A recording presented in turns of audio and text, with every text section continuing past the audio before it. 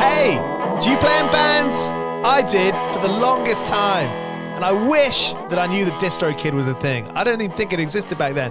DistroKid makes music distribution fun and easy with unlimited uploads, and artists keep 100% of your royalties and earnings. 1 million plus artists rely on DistroKid to get their music on Spotify, Apple, YouTube, TikTok, Tidal, Instagram, and all the major streaming services. When you get DistroKid, you can see a DistroKid bank and withdraw your earnings. You get notified when you've earned royalties, and you can withdraw via the app. And you can even check your streaming stats on Spotify and Apple. Get 30% off your first year on DistroKid by going to distrokid.com/VIP/101pod. 30% off for your first year. That's not bad. We know it's a tough world out there. Why don't you make it easier for yourself? And to get 30% off that free year as an artist, where you get 100% of your royalties and earnings, go to distrokid.com/VIP/101pod. All right, stay with me. I'll be right back after this.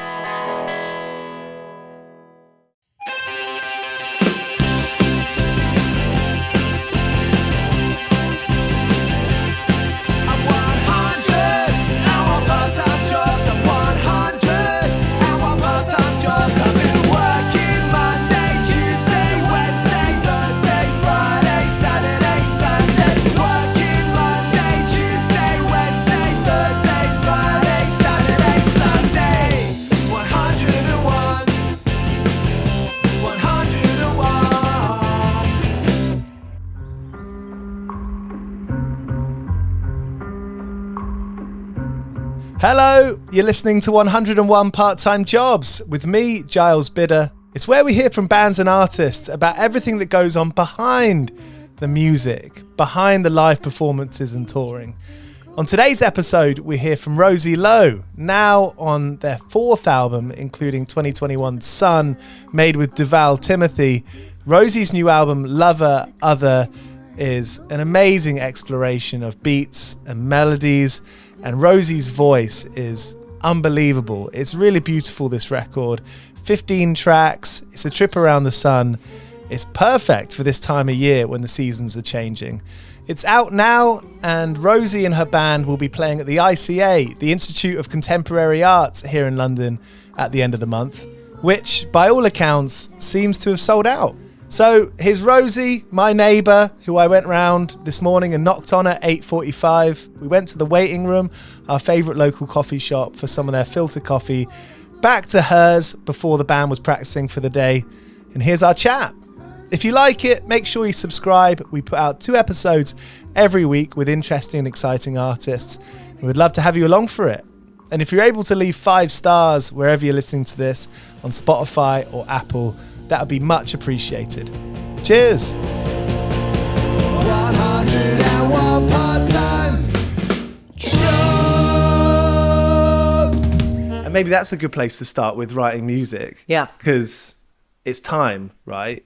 And it's time, and it's the energy that goes into that time. And getting to the end of the day, I've just got to the point of feeling like if I haven't done any work, but I've relaxed and I've felt good, then that's the only thing that really matters.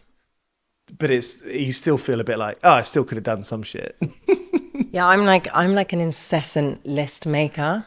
Okay. I always have been. Like, my sister found all these old lists of mine, and it was just like ridiculous, because I used to pick up every instrument. I just wanted to play everything.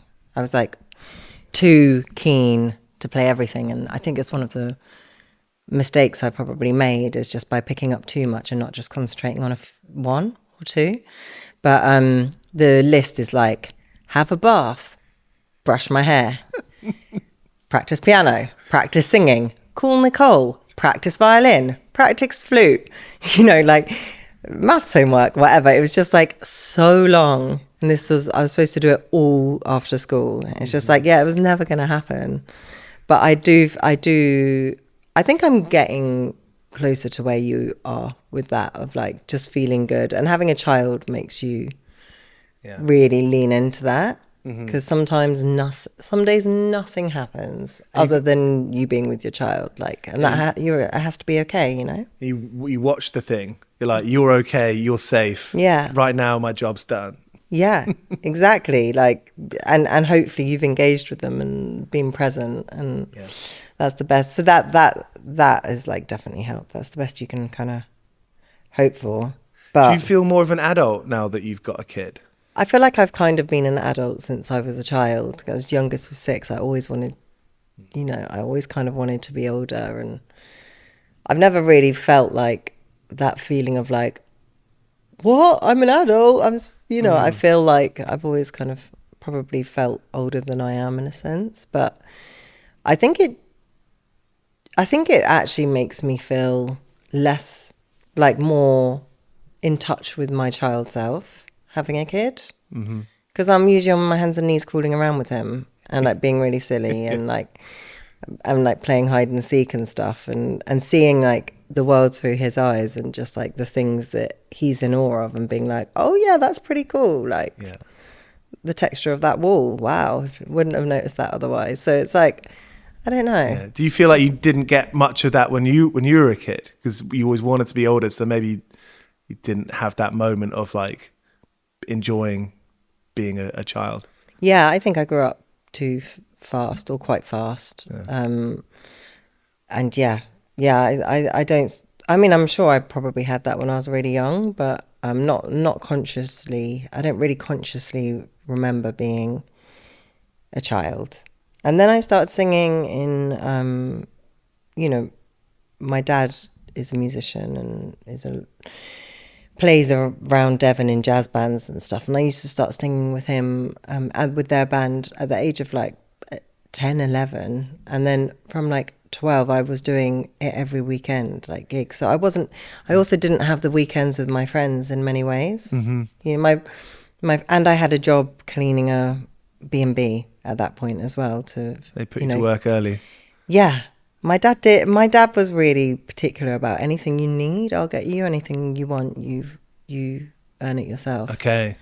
I mean, that's a non-child, like, a child. I think about a child's given everything they want. Yeah, we were never given anything you want. But I tell you what, if it was musical, we'd get given it. Right, yeah. So he saw the power in it. Yeah, and it worked. I mean, if we wanted an instrument and we were practicing on that instrument, we'd get like a really nice instrument, and that is how we got gifts, which is like, it's no wonder that we all played music.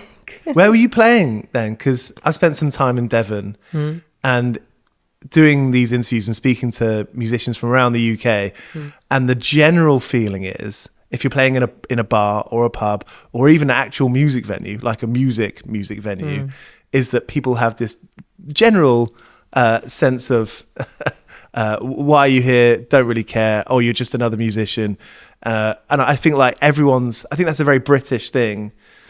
So when you were going around Devon playing in venues, were there places that received you well? Were there places that wanted you there? There were places that were hiring us. So it was for functions, essentially. Okay. So yeah, I didn't have that. It's good there's money changing hands then.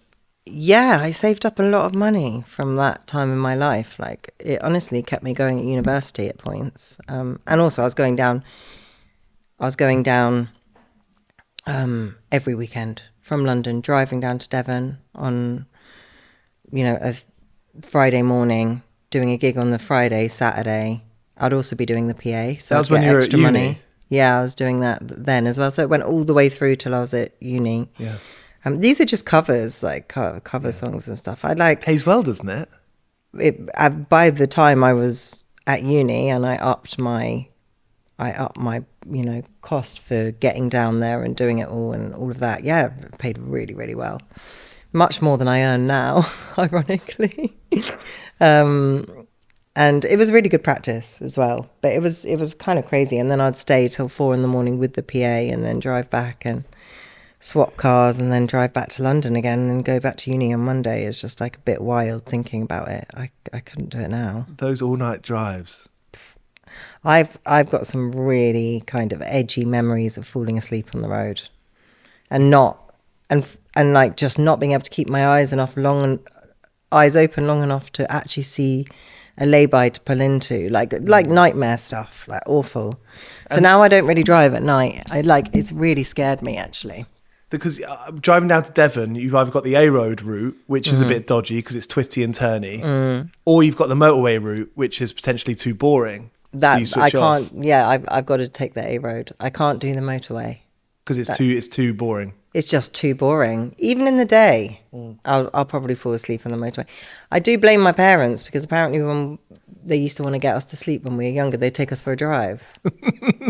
So no wonder the sound and the feeling of the car sends me off. There's something about the rumble beneath you. Yeah. It's like, if you're a passenger, I'm straight away. I'm the worst passenger to have. Because you just especially if it's just time. Just go straight to sleep.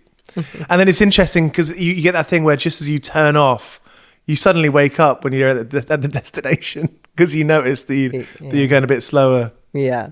When did you start writing your own stuff? Young. I used to just make up songs and stuff, but when I did my music GCSE early, and like in year 8, year 9. Is that state school? Yeah. And I was just in the music block the whole time. I've got music to thank for kind of keeping me sane through school. I think school is hard, and I found it really hard. You just kind of plopped into these groups and kind of,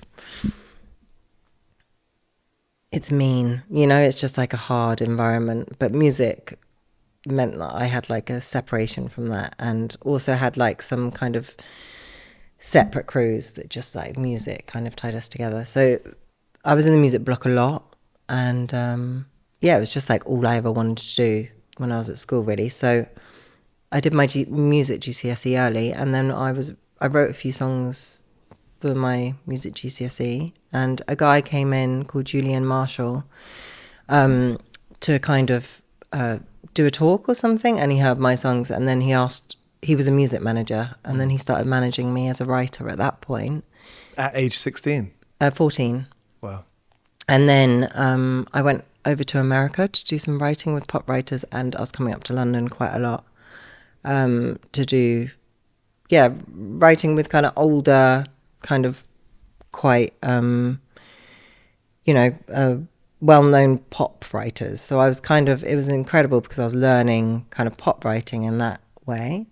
I think it was really interesting, to learn from them, but also learn what didn't feel right for me. Mm-hmm. I don't think it necessarily felt right. I definitely felt the feeling of like, oh, this is how people want me to sound. I remember them saying like, oh, the next Corinne Bailey Rae. So it was around that time when Corinne Bailey Rae was big. Mm. And I just remember thinking, I don't want to be the next. I just didn't want to be the next something. I just felt that was weird. And I remember my dad saying, saying, oh, can I play your music to my friends when I was there? And I was like, no. And he was like, okay, note this. If you're embarrassed, if you have that feeling of embarrassment, don't do it. Like, it's wrong. Like, you've got to trust that feeling. And I think that was good advice. I've kind of done that the whole way through, really. That is a good rule. Yeah. It's damage control. Yeah. Because a lot of the time it's not about knowing what you want. It's about knowing what you don't want, And that will just kind of lead you to where you do want. What has been a feeling when you've got into a situation, but you don't know the outcome yet, but it is eventually a good outcome? What was that first feeling? What does it taste like? Fear.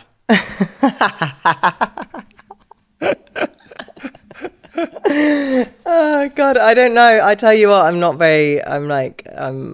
not brilliant at doing that. Doing a new thing. Yeah, I mean, I do new things, but I don't think that, like, if there's a possibility that it could be something that I regret in the future, I'm probably not going to do it. Mm. I say no to things a lot more than I say yes, which might be from those early experiences. I don't know. But what would an example of that be? I mean, fear is a valid answer.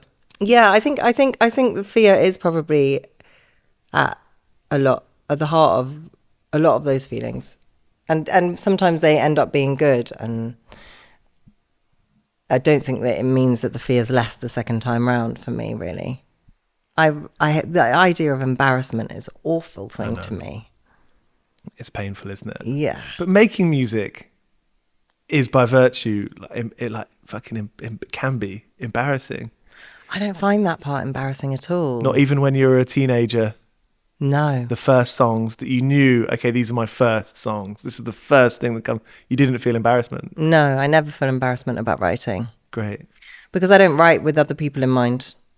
I feel like I'm never thinking about the release or people hearing it or what it is, and if I ever do get into that frame of mind, I stop what I'm doing, because I think that as soon as I'm in my head, I know that the song's not going to be something that I'm not going to move forward with it. I just think that I'm quite good now at not thinking, getting into my head when I'm writing, because I just feel like I'm always trying to follow what the song needs, and like if it's true to me or the feeling that I had when I was writing it, and that's always the thing that leads me. And I think that's why I feel like writing is very sacred. So does it go back to the kernel? When I think of writing songs, there'll be like an image, or maybe you've seen a film or read a book, and there's like an imagery, and you start off with that kernel. Do you keep on trying to circle around that kernel of an idea, or is it a follow the thread? It's like a follow the thread thing, I think. But a lot of the time I don't even know what I'm writing. Like I would love to be someone that could do like a concept album, or be like, this is what I'm going to write about today, or have like a really clear idea of what it is before I start, but I never do. I'd like usually have no idea. Like the closest that I get to that is like a feeling that I want to follow. Better than anything else, right? You can't fake a feeling. Yeah.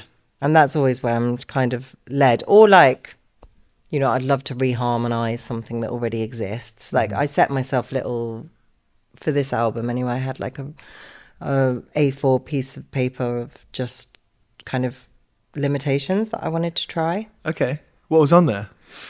Like write to a drum break, or, you know, don't use any harmony, like don't use any chords. So just write to drums with melody without any kind of harmony backing, or write a song only using vocals could be one. But then there were some more kind of odd ones, like I just remember there being write a song just using samples that you found the day before. I was going around with my Zoom recorder recording everything.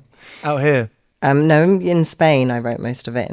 Barcelona? Yeah, just north of Barcelona, Madremanya, a little village. And I was on a residential there. And yeah, so I wrote a lot of it there. And then I was like traveling around a lot because I had this like studio set up in a bag. And the Zoom was just in my handbag at all times. The one we're using? Yeah. And I'd record lunches and conversations and stuff. And so, some of them are like really low in the mix in the songs. Like, yeah, maybe not even audible, but I know they're there. Yeah. The record goes, if there's like a common theme for me, I think it's probably what we've been talking about, which is like making a document of the mood that you're in, whether you're feeling spiritually high or sexy or cool or feeling shit. I really believe in that you're not just one type of person. You know, you can be funny and you can be really unfunny. Yeah. You can be cool and you can be really uncool. You can be polite and you can be rude. I think we're all a mixture. We're so multifaceted, aren't we? Yeah. And that's what the record sounds like to me. Good. I'm so glad to hear that. That's what I wanted it to sound like. I wanted to lean into like the imperfect parts of me as well, and like show all the shades, and just have it a bit more undone at the seams. Like I just wanted it to feel a bit rawer. And just like I'm not one thing. I'm like really messy as a person. So I just kind of wanted it to feel like complicated and and simple and messy and like all of those things. Like, you know, I really didn't, I feel like I've made a more concise body of work before, and I didn't feel like I needed to do that at this point, because I don't feel like that's where I'm at in my life. How did you reconcile that idea of like the purity of like the thought, which in my mind at least is like one thing, and then the production is a separate thing, that you're coming at it from a different approach, or you're collaborating with people in a way that, I guess what I'm trying to say is that one thing is so pure and so lived in, whereas something, you can still be pure and lived in, but maybe, you know, you're able to manipulate it more and play around with it, and maybe it's a journey from that first beat to the beat that we hear on the record. Yeah. I mean, actually, a lot of them stayed quite true to what they kind of were at the beginning, but of course there was like quite a big journey in between lots of the stuff. I wrote a lot of it with collaborators too, though. So I think that like the key to a really good writing collaborator, and this record has been like amazing for the collaborators, mostly with Uma and Luke, who are the two people that run the residential in Spain. And I went out there not thinking I was going to write with anybody. I just wanted to be on my own and like get creative if I felt like it, and just have some space from London, really. And then I ended up writing a lot with them, and that was amazing. And we spent a lot of time together. You know, we'd stay up till 4 a.m. together, drinking vermouth, going on walks, listening to music, like whatever. So we got so intimate with each other, and we are very vulnerable. So it's almost like incredible. Like a lot of those songs wouldn't have come out of me had I not been in a conversation with them and then being like, that's interesting because I've had that experience, and then we go into that. Do you know what I mean? So but yeah, it was a separate, a lot of the songs we were recording as we are going, and obviously a lot of the production is done at the same time sometimes, but I was quite like particular about wanting those things to feel separate. I wanted like over 35 ideas to be able to pick from on this album. I've never done that before. I've never been able to. I've always been with like a major label who, like, when I'm like, okay, I'm going to start the album, and then they're like, let's put a meeting in Meetings 3 weeks for your A&R to hear where you're at. You shouldn't have meetings about music. Meetings and music. But why do people in the music industry love a meeting so much? Maybe I'm not popular enough. I'll go for lunch. I agree, though. I think A&Ring is an odd process, but it can also be very important to get those second pair of ears and stuff. But I just have really good people at this point in my life. I have such trusted ears, that other people's ears I'm talking. Jobs! Did you ever have that thing as a songwriter where you'd look to, you know, the big landscape, the big world of music, and say, you know, I'd love to do this, I'd love to do that? Did you put goals for yourself at that time? No, I've never been interested, and it might be one of my fallbacks actually, but I've never really been interested in kind of success in that way, or fame in that way, or like I don't know. I feel like I'm actually quite low key in what I want and what I desire and what I want for music as well. And my main thing is it's so sacred to me. I want to feel comfortable, I want to feel good, and I want to feel free when I'm writing. That's why I do music, is for writing. It's the creativity, it's the like that is where my love lies, and that's always where I'm trying to protect what I'm trying to protect. And I think that I'd be doing it even if I wasn't releasing this stuff. I think it's just a process that needs to happen for me. It's a way I find myself much more easily expressive via music. There's things that I can't express with words that I can with music, and a lot of the time it's subconscious, so I don't even know what those things are until the song's written. But I'm much more interested in kind of working with someone that's completely unknown but has a similar vibe, really. Yeah. And I'm quite like, I've been in big rooms with big producers and not come out of it feeling that inspired or great. So I think that just leads me to like, just protect it in other ways. And I'm not saying that you can't come out feeling inspired and great from those things, but I just don't know if necessarily like the pressure around it is conducive to me feeling creatively good or free.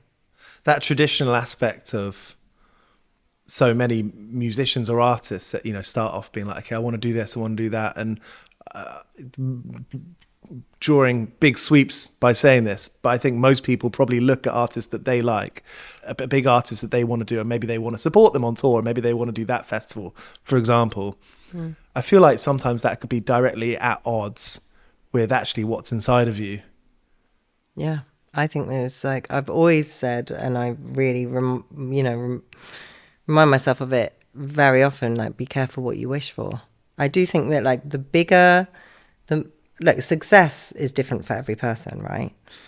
And of course, like what I want is growth, and I want a dedicated audience, and I want to be able to go and play sold out gigs, and I want to be a sustainable career, and I want to be able to keep making music the way that I want to. Like there's so much that I do want and what success means to me. But I also think on the other side, like, the more successful you get in a commercial sense, the more pressure that comes with it. The more famous you get, the less freedom you have. Could it be that the more quote unquote successful you are doesn't mean you're making any more money? Because you could be playing those big stages but have a duff deal, or have such a big production. Yeah. Or you could be playing to 50 people and making the lion's share of the door money there, and you'd be better off for it. That's if money is the bar. But if money's one of the factors, which of course it is. Yeah, it's really like that's the thing. And I know people who are very successful in the music industry in terms of their numbers. It's not even just the music industry, in lots of industries that have like really healthy monetary situation, and are very much sustainable, but all they want is critical acclaim. And they just want some like acknowledgement in that way. Whereas other people that I know that have so much critical acclaim and they're like so loved, but they're probably struggling to pay the mortgage at the end of the month or their bills, so it's funny. I do think sometimes those two things can be at odds, and if they're not, then you're very lucky. But sometimes it's one or the other. I feel like from a music journalism point of view, or just like say if you're reading The Guardian or The Independent, there'll be a big 4-page feature on whoever it is, and that person could be someone who is critically acclaimed but is struggling to pay their mortgage. Yeah. And it's the whole thing becomes like potentially topsy-turvy, because that is like, as a fan, as a journalist, I look, that person's doing well. Those are the conversations that I have with my mates or my family. Oh, isn't that great? That person's doing well. But really, they might be doing quite like not really as well as the struggling. person next to them that we've never heard of. Exactly. That's wild, isn't it? It's crazy. And I also think like the view from the outside, like most people don't know who's doing well and who's not. I remember because I signed, my first deal was to Universal and Polydor, and it was a really big advance. And I remember I just didn't know. I was so young. I got signed straight out of university, and I do remember at one point, maybe on the second album or something, my advance got like really slashed. For why you? Yeah, I can't even remember. Or maybe the deal was changed a bit, so there was a whole amount, and a lot of that amount was going to go on the music, naturally. But it kind of meant that either I rushed it, which I'm never going to do, or, I had to find another source of money. And I do remember like looking for like, funding There's this bit where I've like basically written the album.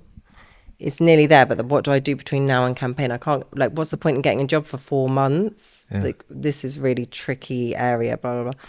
And I messaged this woman, Amelia, who kind of, you know, knows a lot about funding and stuff, and said, like, is there any funding for this in-between bit? Or like, I'm just like, no, I'm working towards campaign, but I'm not in campaign. And she was like, just get a job. Everyone's doing it. No one's talking about it. Everyone's got a second job. And I was like, oh, really? Like, everyone is doing it.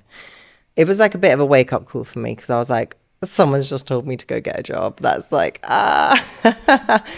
But in your prime. Well, kind of. I guess, like, you know, I was signed to this major label, and I was just like, I was lucky enough to that point. I didn't know how privileged I had been to just be able to do music. Yeah. And when I say prime, I mean like perceived prime, you know, in the moment, in the present prime, you know, at the time. Yeah, exactly. I think I needed to hear it. And then I did start talking to, you know, other people. I became, you know, I did get a job, and I was like, oh, this is actually really helpful. This is great. This is like, means that I prioritize my time better. This means that I don't take it for granted. This means that I've got, like, you know, money coming in that isn't tied to the label. So therefore, I've actually got more say with my music, because I'm not like, I don't need to just deliver this album so I can get my last third of the advance so I can pay my rent, you know, like all of these things. So it was actually great. And then I started talking to, you know, friends and stuff, and they're, oh yeah, I've got another job. Oh yeah, I've got another job. Everyone's got another job, you know. So what are people doing? I mean, I guess if you're, I mean, teaching English as a foreign language seems to come to mind. That's what my brother did. Or even working in a coffee shop, waiting, doing some graphics on the side. Like, I started teaching piano, singing lessons, and nannying. Great. So I was doing like those 3 things around music. And the trouble with the waitering and the service stuff or working at a coffee shop is, it could be the best coffee shop in the world, but it's still minimum wage. Yeah. That's the trouble with those jobs. Because £11 an hour in London doesn't really get you out the door. No, it might buy you 2 coffees. Yeah. Or a coffee and a croissant. That's it. But the new record, it makes me think about, when you said earlier about making lists, it feels like a very, what's the opposite of list? It's listful. It's a listful record. What does that mean? I think it's a bit of a trip around the sun. Oh. You know, it's a laundry list of things. It's a list of emotions for sure. I didn't want it to sound like one thing. I just wanted it to be like a collage. I was kind of like, because I wrote this pool of ideas, and then I was like, I got to a point that with any pool, you know, some stuff floats to the top. And the things that were kind of, well, I knew that I'd just done this collaborative album with Deval a few years ago, my friend Deval Timothy, which was all vocal. And that was very kind of cyclical back to where I came from and what I was doing at Goldsmiths Uni and stuff. So that kind of felt like, oh yeah, like this is where it all started for me. And so I feel really passionate about I felt passionate at that point about like carrying on with that in a sense and doing some choral stuff. And then I really love sample culture. I always have done. You know, my last record, I sampled Pharoah Saunders and stuff. And then this record, I was like listening to a lot of Brazilian stuff and had some samples that were like really at the fore of the record. And then, you know, and I love beat making and stuff. And then there were like more live elements. I was just like, there's these things, but I'm not going to worry about it too much. I'm just going to kind of put it all together. And my voice can be the thing that ties it all together. So when do you know when you're finished with the record? Well, I found out I was pregnant in the December, and which was a bit of a shocker. So I had, by that point, when I realised it was, you know, I had like 7.5 months to produce the record and mix and master it. So that was like a pretty hard deadline. So I had to be finished by the end of that. And I think that that was like a real positive, because I couldn't be like really like, I couldn't get my perfectionist head on, which I think is a positive thing. I'm always trying to get away from those perfectionist tendencies that I've got. Don't think that it makes great music, or the kind of music that I'm wanting to make. So yeah, Because you want something more instinctual. yeah, and just free. Like the music that I love and that I listen to, it's like, you know, a lot of soul records, a lot of free vocals, a lot of vocals where a lot of music where the vocals are imperfect, and it's great because it's like the pulling it back together is where the magic's at, you know, or the note after the wrong note, because it feels like even better. I just feel like there's magic in the imperfections, and I think like this striving for perfection actually takes away a lot of the like magic of what the music is. It's almost like when you're having a conversation with a friend and you say something that you don't mean, or you correct yourself, and it's like, you know, life isn't perfect. Yeah, life isn't perfect, and I think we've all got this, you know, desire for perfectionism in some part of us, because it's life is chaotic. But I just think that like, if there's anything I've learned through having a child, it's like that I think that the key to happiness is surrender, and the key to anxiety is resistance. Like I just do think that it's about surrendering to what is, and I'm not the most brilliant at that a lot of the time, but You can start somewhere. Yeah. And I think that music is kind of, this last album anyway, is like a lot of like just surrendering to what is. And I worked with two amazing producers on it called Harvey Grant and DeMonk, and Harvey did all the string arrangements, and then I'd respond to his string arrangements with the vocal arrangements, and it became like this kind of call and response thing. And then DeMonk is like much more in the, like, I mean, he's a wizard. He does so much, but he's got like a real foot in like electronic world. And, you know, he was in Berlin at the time, and he used an MPC 3000, very much a beat maker. So that kind of brought in that world too. So yeah, it's a real collage. What's the resistance? I'm trying to visualize like an example of resistance as a response to anxiety. As a response to, no, I feel like it's the way to anxiety. It's always the way to it. Resistance is the way to. Okay. I feel like if you're resisting, instead of just like surrendering, it's like an in breath instead of an out breath, right? It's like a holding of the breath. Yeah, it's a great way to put it. And that's when I feel like, I mean, this is for me. This is my experience. Like, of course, everyone's got different experiences, but I feel like when I'm resisting, when I'm like overwhelmed with like work or life or my boy screaming or chucking food all over the floor, it could be anything. When I'm like resisting and holding in my breath and trying to control it, or be like, no, then I'm just like instantly anxious. But if I'm just like laugh or like, you know, just go with it, and I'm just like, oh, well, it's fine. You know, I'll clean up the floor later, or the work will get done at some point, you know, just maybe not in this second right now. And, you know, things usually work out. I just think that I'm trying to take life a little bit less seriously. And I do think that with music as well, you have to kind of trust your audience that they're going to understand what it is you're trying to do.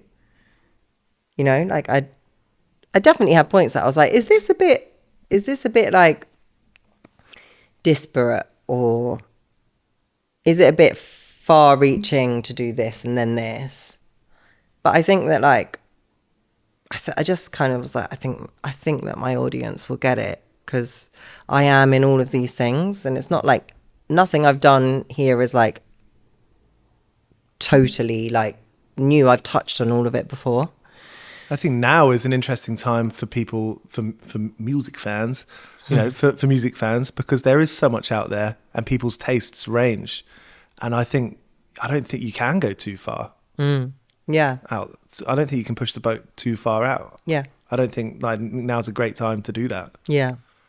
Yeah. And I mean, people aren't listening, people are listening, they're making playlists, all the time. So they're probably listening to quite like disparate stuff after each other, after the next thing anyway. It's like 6 music in the morning. Yeah. You get some rave and then there's some like outside sounds from the sea or something. Yeah. That's what we live in, yeah.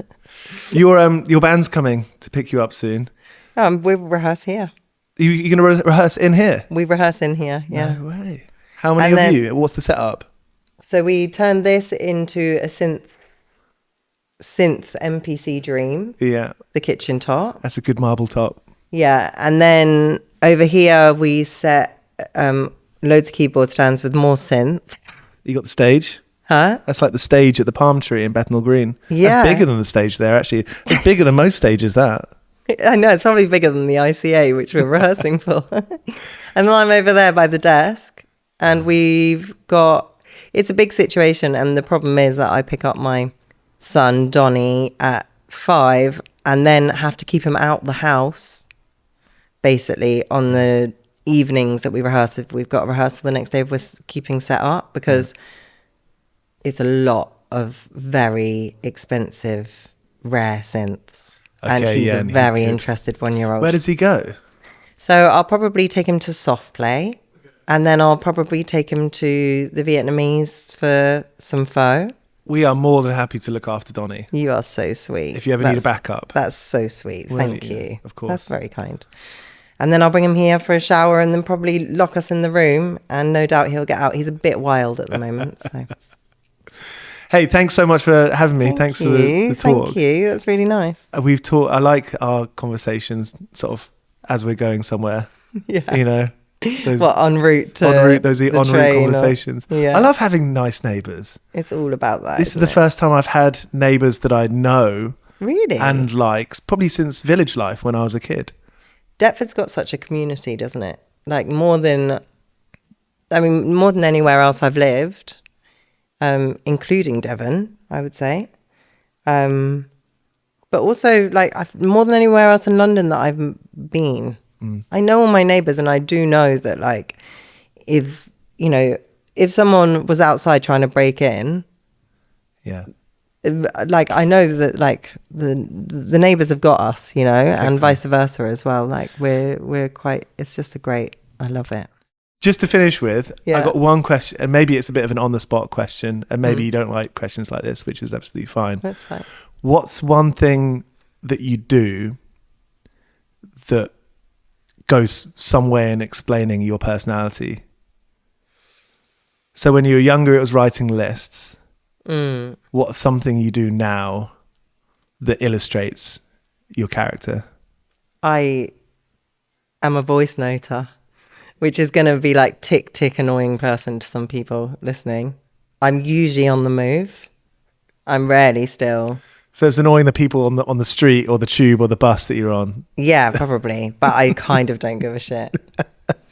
And I try not to leave voice notes over 3 minutes. But yeah, I'm an incessant voice noter because I usually got my hands full with. So voice notes to other people? Yeah. Not to yourself? Oh, not to myself. No, to other people. Yeah.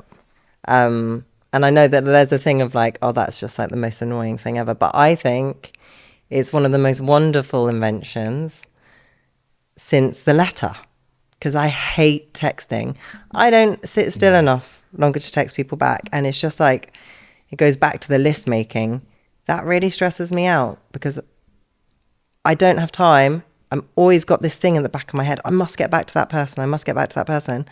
And then you do, and then they get back to you again. So it's like the thing that never stops. Yeah. I'm not really made for this generation in that way. Like, I'm not really made for phones. I'm much better with like letters or calls. I'm always like, if people are like, you've been ignoring me, I'm like, you didn't call me.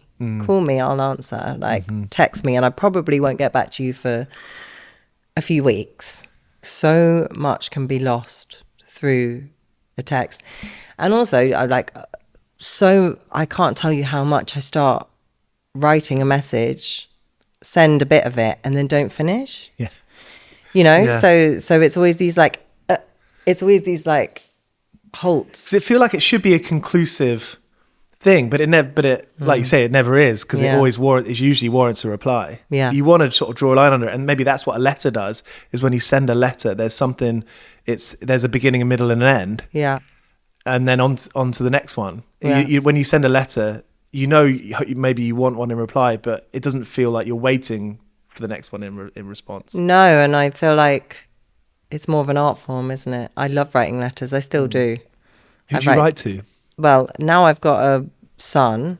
I made sure he's got many pen pals, which, he's one. It's obviously from me to my friends' children, or to his nephew or niece or whatever. Yeah. But I'm like a real thank you card giver. If I'm ever on holiday, I always send postcards. Yeah. It's just part of me that finds all of that stuff romantic. I always write letters to Jake, my partner. I think it's much more romantic than imagine getting a poem via a letter and then getting texted it. Yeah. It's pretty different, isn't it? Big time.